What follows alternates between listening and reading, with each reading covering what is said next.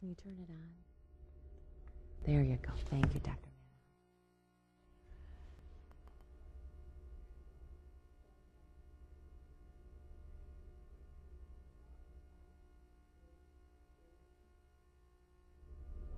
Good afternoon, everyone. I'm Kim Chelsea, and welcome to Family Health Matters. Today we are talking about stroke.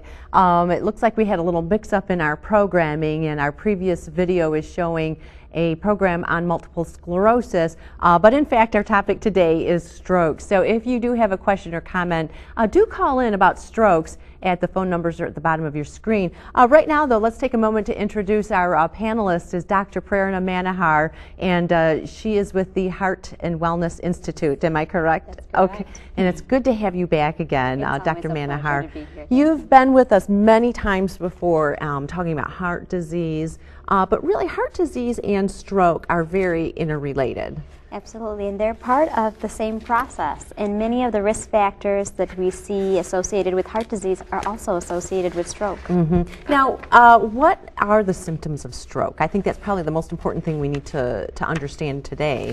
Absolutely, and key to understand those because time can really be all the difference for helping with stroke.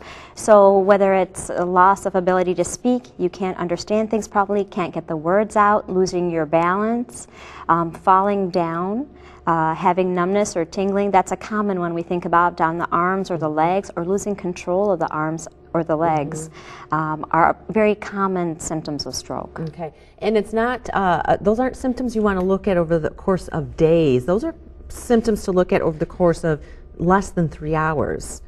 Yes, and even shorter than that. Yeah. If you believe you are having a stroke, you should go directly to the emergency room. Because the key to that is you can have different therapies offered to you if you go there within 1 hour of the beginning of your symptoms.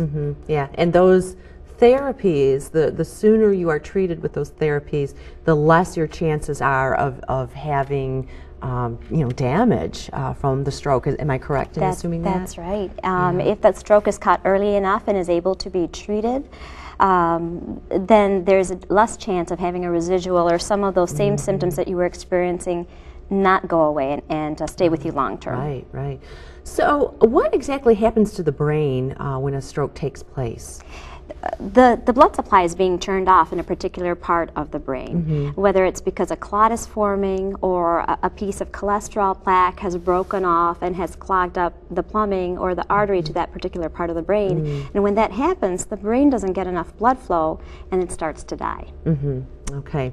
All right. You're watching Family Health Matters, and today we're talking about stroke. And if you have a comment or question, we'd like to hear from you. The phone numbers are at the bottom of your screen. What age group is most likely to suffer from stroke? We must think of stroke in all age groups. Just because you might be in your 20s, don't preclude the thought of having a stroke. If you believe you are having symptoms of stroke, go straight to the emergency room.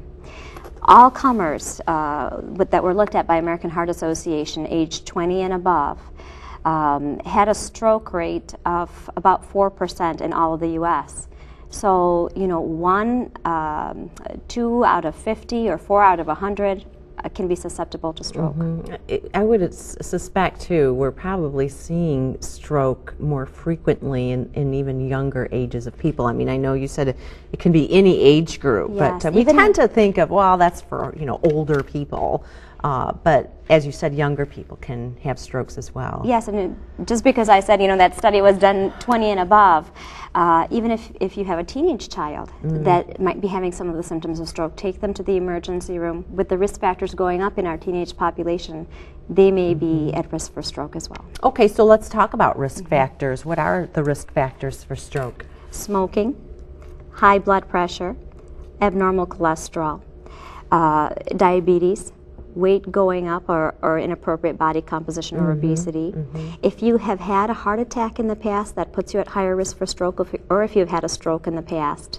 And peripheral vascular disease, meaning blockage in other vessels, whether they be arms, legs, kidney vessels, if you have those, neck vessels, carotid arteries, that puts you at higher risk for stroke as well. Now, some of those risk factors we can control. Absolutely. The weight. Yes. The smoking, obviously, we can quit. And I know it's not, it's very difficult for some people to quit. But are there other risk factors that we might not have so much control over? One that I didn't mention. Well, I wouldn't say wouldn't have control over. Certainly, family history is one that you don't have control over. Right. But one that is important to keep in mind. But one that I didn't mention that we feel like we don't have control over, but we should get control over, is stress. Oh, yeah. We don't want that stress to manage us. We want to manage that stress because stress is a significant risk factor for stroke. We all probably have heard of a family member or a friend or someone within our community that had a loved one. This is an extreme example, but a loved one that might have passed away. And associated with that, maybe the next day or that day, that person, husband passes away, the wife has a stroke or a heart attack. Stress is an incredible factor that can cause us to have a higher risk for heart disease and stroke. Right. Okay. You're watching Family Health Matters, and today we are talking